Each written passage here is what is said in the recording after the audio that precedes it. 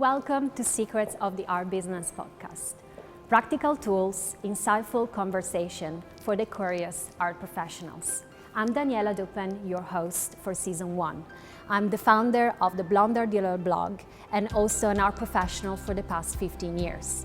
I met some really interesting artists, curators, collectors, and professionals that I hope will give you some great insights into the art business. And why not? We're gonna find some great secrets.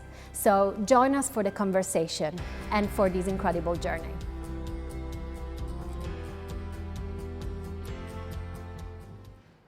Welcome to episode 3 of Secrets of the Art Business. Today, as my guest, I have Jessica Barker. We're going to talk about the new model for galleries and all the changes that have happened in the last year. My guest, Jessica, she's an art advisor, art professional, and SOTAB lecturer. And she's been also managing young British artist Conor Murgatroyd career in the last few months. I'm your host, Daniela Bianco, of the blog, The Blonde Art Dealer. And I'm here to present you with a really insightful conversation about how galleries and artists are changing in the art market. So in the last year, we've seen, so many changes happening, and maybe something that has been accelerated by the pandemic, but maybe something that had to come for a long, long time in the gallery business, and that has really changed the relationship also with the artist, and also how the artist's work has been, become more accessible for collectors. So I really would like to reflect with, Jessica. Jessica and I actually worked together for a couple of years in a gallery environment, in a fine art sales for several years. And we really seen, coming from the traditional gallery model, which I think Jessica will explain now soon, we've seen, so much of the artist-gallery relationship firsthand, and then also working with now emerging artists. We've seen a lot of different aspects. So my first question to you, Jessica, is what are your thoughts and reflections on the way galleries changed through 2020? And I was reading a report that about 6% of the galleries in the sort of mid-market really dropped. So there's a lot of really dichotomies between the small galleries, one person plus, and the very large galleries as we know them. So tell me about, first of all, reflections on the galleries, how they were operating before all these changes, and then how they've been evolving in the last year. I think we need to kind of start by looking at, in essence, the gallery model and just the fundamentals of what that's made up of, and how that kind of model has very rarely changed over, probably 150 years of the industry. And I think the art world, in essence, is quite a kind of stuck in its ways industry that hasn't really changed or evolved that much until probably, I would say, the last 15 years. So when you're looking at the gallery model as it stands before the pandemic, you would say probably the structures started with galleries themselves. And I actually wrote about this in the sense that you have almost 3 different tiers within the gallery system. You have your kind of, I would call them alpha galleries, where they're your top galleries, your top businesses. They've really been tastemakers in the industry over the last 25, 30 years. And then you've got your beta level of galleries, which is what you're talking about, the mid-tier level galleries that almost represent those kind of artists that are growing and establishing themselves in the industry. They have access to institutional connections, and they're getting the artists exposed to a different kind of more critical demographic. And then you have your kind of gamma situation at the bottom, which I think, and I want to talk about this a little bit later, is the area where the industry should be focusing much more, and we as the general public and everybody should be focusing much more, because where there's going to come the most amount of growth is at the bottom. So these are young, sort of starting out galleries almost like artist collectives, because often they're started by artists for artists. And then also young curators that have a vision and an aspiration to project a certain narrative in terms of where the thought process is within the collective of artists and creatives at the time. So that's kind of our general model that we're going to work with. And then we'll talk a bit about how really over the last year, that's all kind of changed dramatically. And I don't think I would have ever said that it would have changed so dramatically in such a small amount of time. Yes, I mean, the pandemic, of course, with closing of the, physical space of most galleries has changed a lot for the galleries that were relying mostly on footfall of clients and collectors. Also, the art fair stopped, and that really brought everything online. And again, many galleries that were using really the resources, financial resources, human resources to travel to these fairs, but also to prepare physically for the fair. Have that, really stripped back. Well, I think also in that sense, that's one of probably the main reasons why the mid-level galleries have kind of really struggled through the pandemic, is because it's a struggle to keep up with the pace of the art market. And when you're doing 20, 30, 40, 50 fairs, and the industry dictates that that's what you should be doing as a gallery to get your artists seen, or to get your artists seen by collectors and institutions and the right people, it was kind of dictated that you had to be participating in these fairs. It was exhausting, actually. Exhausting from a travel perspective, but then also at the same time from a cost perspective for these businesses. So we're talking about businesses that aren't necessarily young businesses anymore. Their artists have grown to maybe the mid-price point. They're selling enough, but they have their physical space, because to be able to get into these art fairs, they have to have an exhibition schedule. They have to have a roster of artists. And that's the gallery as a platform, and what that platform provides for the artist and the gallery. And then you look at art fairs and what that platform provided for galleries. And I think I remember when art fairs first started, and it was crazy because there was only a couple. You've got Art Basel, which started, I think, in the 90s, maybe the 80s. Yes. But afterwards, then you have Freeze, then you had FIAC. I mean, all of these other big, Art Basel, Miami, all of these fairs that came in, the exposure was huge. But the cost of shipping the artwork, ensuring everything, sending staff over, entertaining clients, doing all of these different things was really stretching these mid-level galleries in terms of their expenses. So at the same time, you had the kind of in-physical exhibition program, and concurrently, which, would be planned maybe a year in advance, then concurrently you would have, okay, what are we going to be showing at these art fairs? What are we going to be taking? How are we going to be engaging with these different demographics of clients? So there was almost two parallel businesses running to accommodate art fairs. Mm-hmm. And when the pandemic hit, those businesses sort of maybe naively moved towards relying upon art fairs for 95% of their income, because it was the biggest expenditure.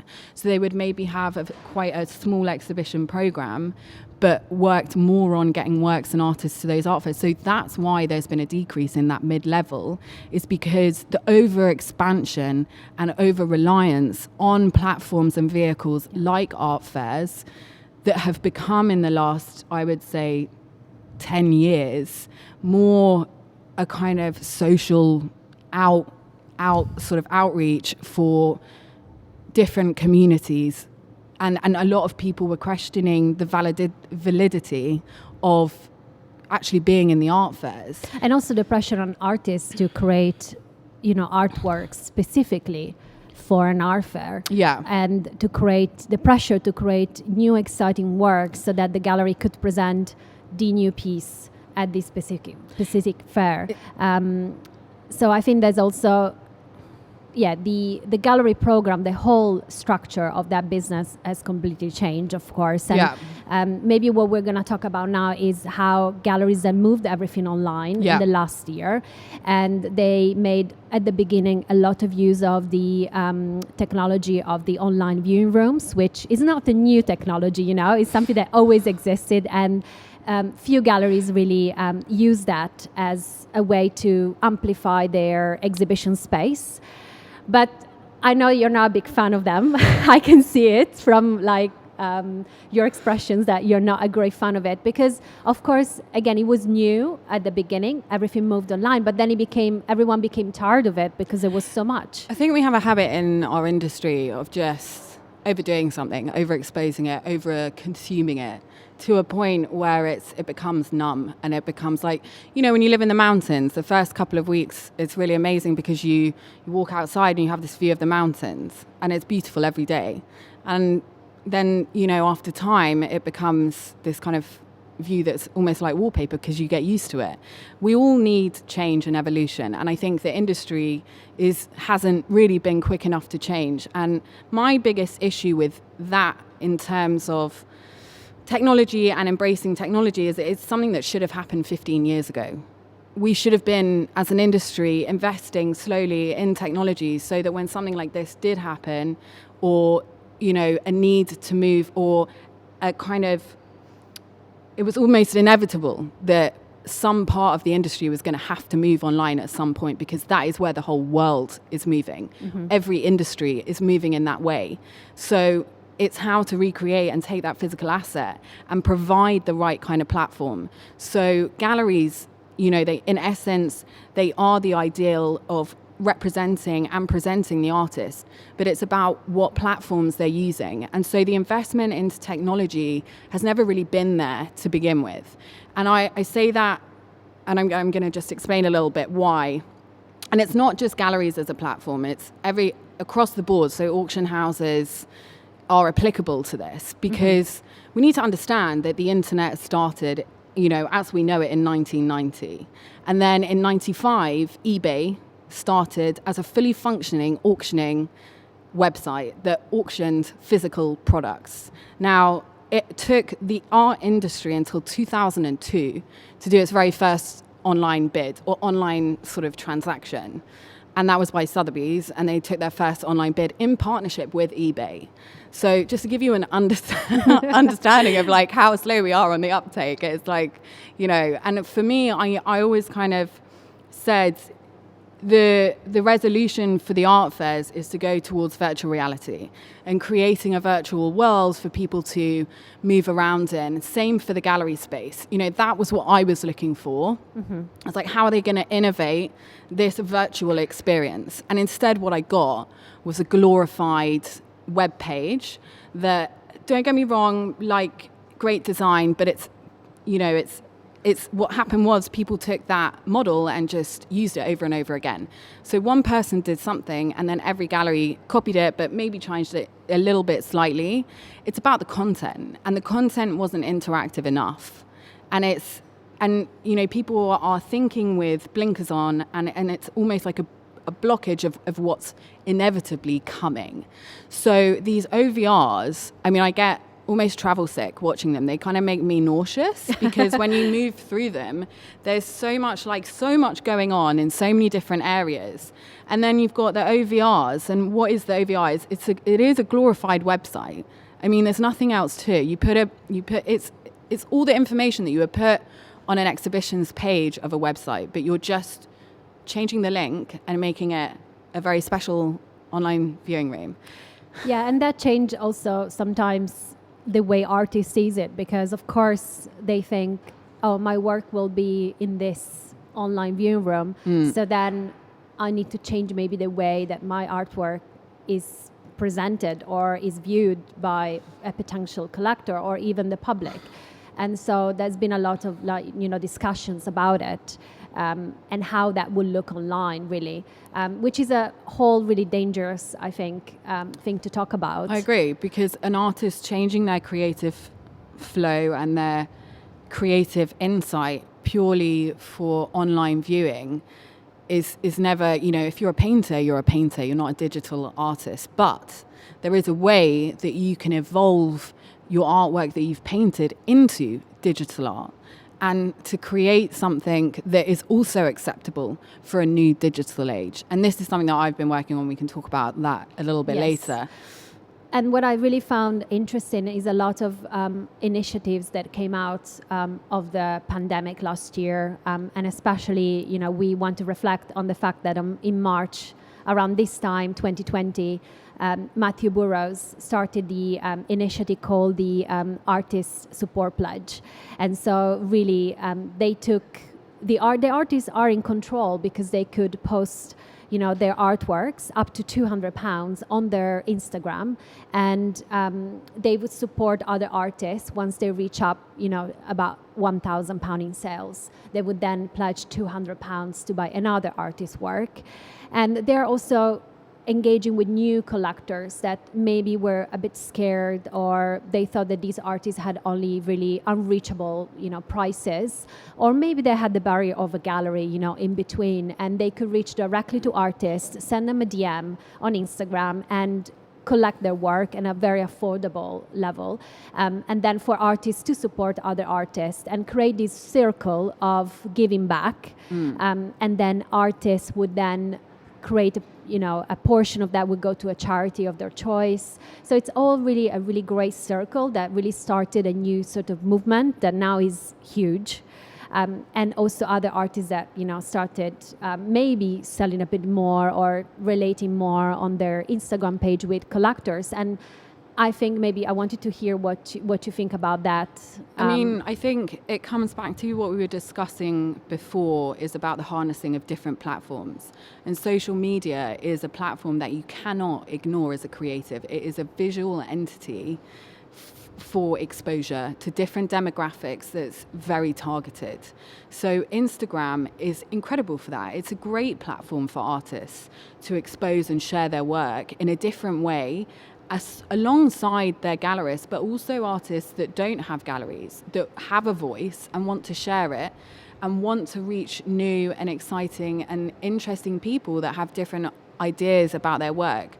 So as different platforms go, I think, when the whole world is moving online, and literally within 2-3 weeks, the whole world moved online. Everybody was inside, everybody was, isolated, and they literally were using these platforms as an escapism. And even for artists, the issue then happened with galleries as a platform is they were no longer viable. The physical space is not viable because it's not accessible. Their online space, because there's been not very much development in technology and that kind of digital exposure, their websites didn't function to support their artists, and they couldn't put exhibitions on. And these artists have been working towards these exhibitions and creating works for exhibitions. So the platform of the gallery had to change very quickly. And it didn't. But I think what rose way ahead of them in terms of working for the artist and working for the exposure of the artist was Instagram. And it's because through hashtags you can target very, very specific demographics, and through all of the different, what are they? Algorithms that Instagram creates and that people know about, it's very specifically targeted. And so artists, young artists these days, they're growing from art school, and they know they grew up with Warhol, Basquiat, Keith Haring. Warhol created this idea of being a brand. Mm-hmm. And so they're growing up in a different era where their art history is, as an artist, becoming a brand. I'm not saying every artist wants to be a brand, and not every artist, wants to go it alone without a gallery, and because the gallery has a very specific platform that it reaches and a very different exposure, and it's maybe a little bit more academically critical in its approach and more institutionally recognized in its approach. But I think because of the pandemic, a lot of artists have been reached out to and had exposure to these platforms that normally galleries would have provided. So do you believe that, it's hard to generalize because, of course, there's many artists with many different kind of artworks and different purposes, I would say, and things that they want to reach really in their art business. But do you believe that for certain artists, maybe it's better early in their careers not to be with a gallery, or really just focus all their energies on being with a gallery and maybe just develop themselves on their own? I think with the tools that there are now. I think every artist, you know, I think now as an artist you have to be smart. There is no, oh, for me, I'm a starving artist. You have absolutely, there's no excuse. There are tools and the education available to everybody to learn and to adapt and evolve and to create and position yourself correctly, not correctly, but position yourself in a way that gives you the best chance. And, you know, as an artist, like, you need to be smart. If you don't have an Instagram, why not? It's a visual platform. If you're not taking videos of your artwork and putting it on your Instagram, why not? If you're not telling people about your day and explaining to them about your artwork on stories, why not? Like, I don't understand if you can have a voice and it's very individualized, why wouldn't you do it? It's part of marketing yourself. If you don't have a website, why not? If you don't have your CV on your website, why not? If you're not reaching out to do collaborations with other creatives, why not? Like, why not? It doesn't, like, I don't understand it. Like, I love your passion, Jess. But it's, you know, because it's something that when I was studying, the artists and what they had access to create their creative vision and to follow it was not anywhere near as accessible as what it is now. And that's only like 15 years ago. So the tools and the platforms that are available to us as an industry have evolved immensely over the last 15 years. So it is possible to put yourself in the best position to do the best you can. And as an artist, there are things out there. Like, if you need to make money, there is absolutely no shame in making money. Do prints of your artworks. Mm-hmm. Like, sell prints of your artworks. On this note, I think we're going to reflect on your most recent experience. Yeah. So you've been in galleries for many, many years. Yes. You lecture at SOTAB, so yes. You've been in the more sort of academic world. Yeah. But then recently, you started working with an artist, Conor, and really go deep into his practice. Yeah. And also working, you know, with his studio and the management of it, but also the social media presence and the launching of works and dealing with collectors. So can you tell us a bit more about the specifics of that? And I also would like you to reflect on things that you found that works, and maybe, you know, from our listeners, from artists, maybe they can take some really good tips and techniques of things that you've seen that really were helpful. I have to say, probably Conor gives me so much life every day. He's such a pleasure to work with. It's just one of the most rewarding things that kind of happened. And I saw his work, and he's just so incredibly talented. And, you know, all artists are talented because I come from a place of wanting to be an artist. That's what I wanted to be when I was 16 years old. I painted, I drew, but I didn't get into art school. So I was devastated. I was like, what am I going to do with my life? There's nothing else for me out there. You can still be an artist, by the way. I still do. I do it for therapy. It's good for therapy.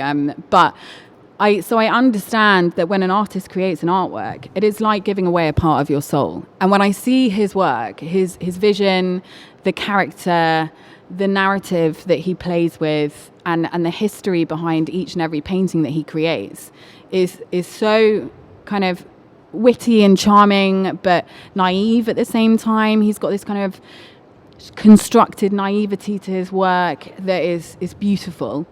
And every part of his practice I love. There is so much growth to happen.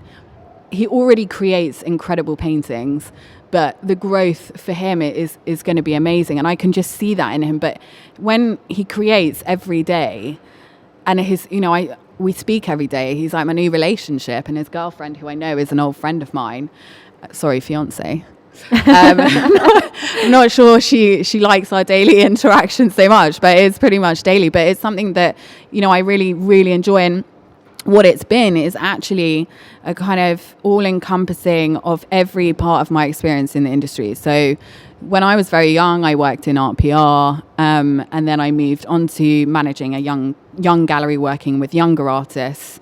And then, you know, I've done public speaking. So I've worked with press and I've worked with lots of different sort of elements of the art world. And I never, you know, if you'd asked me 3 years ago that I would be drawing upon all this experience and really, really utilizing and using it now, I would have been like, no way. So there's, in the way that I think about Conor and his work, we try and think about creative ways to reach out to different demographics, to explore the narratives that he creates in his work and what story he wants to tell and what story he is telling through his paintings. And that comes in many different forms. So I saw him on Instagram, and his Instagram is incredible. He's so good at Instagram. I don't manage any part of his social media. He just runs ideas past me, and I'm like, yeah, brilliant, because he's so good at it. I don't even need to evolve any part of that. And his website's phenomenal. So he already set up a platform for himself. So he had a great website. He was already selling works and selling prints, and so he had an established base. And I was also struck by that, and I was like, incredibly smart. And he's smart. And so the way in which I help him, I hope I'm sure you do. It's just, we're trying to think about exciting and different ways to show his work. So, here in London, we're still in lockdown and the galleries are still not open. We're hoping they're going to open on the 12th of April. But, we need to get his work out there. And Instagram's great, but we also, he's been working on a really, really great series of paintings that have evolved. So we've decided to do an online exhibition, not an OVR. Definitely not. Not an OVR. And it's going to be interactive, and it's going to be kind of telling his story and, him talking about what's important to him. And right now in this series of works, what's important to him, and it's going to be called Windows because it's a depiction of shop fronts in his local area. So you selected a particular body of work? No, he's been creating them. So what I didn't want to do and what I never want to do is dictate the creative flow of work for him. So he created this body of work and I thought they were amazing. I was like, let's create a narrative around this. Tell me why you created these. And it happens that there is a common link and a common thread through all of them in that, over the pandemic and over the lockdown, human interaction, we've lost it. And it's something that is incredibly important to a lot of people. So just going to the shop every day, because we're allowed to, and speaking to people. That's pretty much what we can do. Yeah, exactly. Yeah. And so what happened is he started seeing the same people and these characters living in his local area. And it's this kind of taking a step outside and looking at other people's worlds. And it's a snapshot of this coherence and community spirit that is actually coming back again, that I think a lot of people would love to see again. And these paintings and the characters he depicts in them, I think he's so good at painting the human figure because they become a vessel for every human figure. So it's not a specific person when you look at it.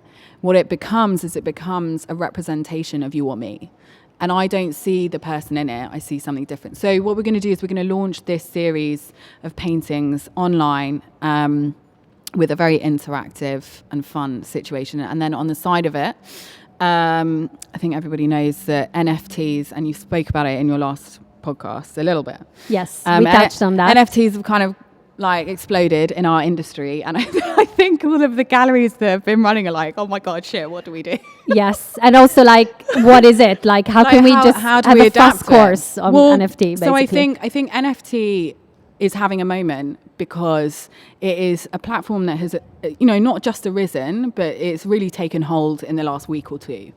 And it's been there since 2019 previously. But what it does is it provides this incredible platform for artists that were never able to really commercialize their work before. So digital artists, video artists, performance artists, and this whole idea of providing a channel and a vehicle to commercialize that through. And I think that's incredible. So to summarize, what you're looking at is create, engage in online shows that not just show the work, but create a great narrative. Yeah, and it's about telling a sort of story. Engaging story. Yeah. Then also looking at the Instagram and have the artist create really the most personal story. I mean, with Conor's work, it comes natural, but maybe with other artists it doesn't. So they need to put a bit more work into it. All they need to do is look at other artists' profiles, because creatives share creative creative situations. And then also the third thing is look at new technologies and new things that are coming up. In this case, it's called NFT, and maybe, other ways to, increase your exposure really of different mediums and different ways to really, sell your work really at the end. And also maybe through prints, and alongside your original work. And just quickly, there's also really fundamental basics when you're creating your artwork. So take a video of it, photograph it properly, have good high-res photographs, and you can do that on your own. So just make sure you have those, and document and log all of the pieces that you create, who you're giving them to. And, people do want to hear about what you're creating. So make sure you keep a database and a list of contacts of people that have been interested in your work. So you can keep in contact with them in the future. No, that's for sure. That's a great tip. And then I think what we're going to move next now is, with all your experience in the last years, I want you to tell us a secret of the art business. It's something I'm asking everyone on the podcast. So I'm sure you have a lot of them, but what can I divulge and what not without a lawsuit? No, I'm joking. Well, no, actually, I think this one's a really easy one, actually. And I guess it's not a secret, but like I said before, I only ever really wanted to be an artist. I had literally and I think you don't really have an understanding of money or a comprehension of it until you get slightly older and you have responsibilities. And so for me, it was a very childish, naive, idealistic view, but all I wanted to do was work in the art world. And I didn't really care about the money. And a lot of people will say, oh yeah, in hindsight you can say that. No, I really, really didn't. So I literally worked from the age of 18 in the industry and grafted really, really, really hard because I loved it. I loved what I was doing. I loved the people I was around. And I loved the people and the creativity that I was spending time with. And so I started in art PR. I didn't like it. I moved on to something different. And all of these experiences, for me, at the time, I was like, oh my God, I'm leaving PR.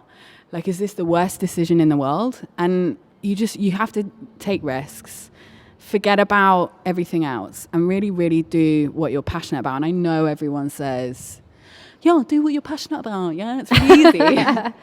It's not easy. It's really, really fucking hard. It's not easy. Well, it's about being authentic, really, being true to yourself. For me, it really fundamentally came down to, I was like, okay, I've done all this experience. What is it that I love about it? And it is, I love talking about art. I love seeing it. We know that. And it's storytelling, and that's it. And that is it. And if I can find a way to make myself and other people money doing it, and to, help them live a better life that's enriched right down to their core, to their soul, then I'm going to do it. But yeah, main secret is, do it because you love it. Don't do it for any other reason. And if you don't love it, don't do it. And it's not the worst thing in the world. You can always change your mind at the end of it as well. Definitely. Well, with this message of hope and also with this message of positivity and change, we're going to close on this episode. So thank you so much, Jessica, for being here, for coming here and sharing your experience and your knowledge and your really views on, this ever-changing art world where we're now. And I think, this year will be fast changing as much as it was the previous year.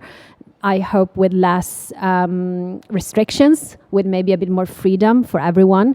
And on this note, I want to also thank our listeners and say to tune in on our YouTube, but also on our app, the Artfix YMX Radio, and on the SKT website, where you can find all the episodes and Spotify. So if you enjoy this conversation, rate us and follow us for the next episode. So thank you so much for tuning in, and see you at the next one. Cool.